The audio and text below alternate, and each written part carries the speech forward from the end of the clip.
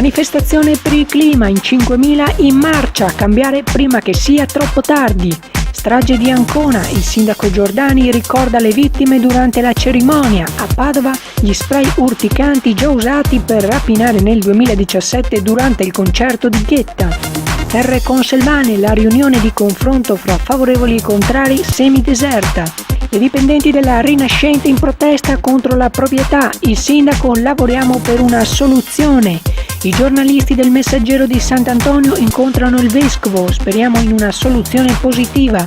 Limitazioni al traffico, commercianti infuriati, se la gente non può arrivare diminuiranno gli acquisti. Apre il museo di Villa Bassi ad Abano, 3 giorni di festa. Babbi Natale solidali, di corsa per le strade del centro. Madonna dei Noli, si rinnova la cerimonia dell'8 dicembre dedicata a chi svolge un servizio per la comunità. Montegrotto parte senza intoppi il Natale nella cittadina termale.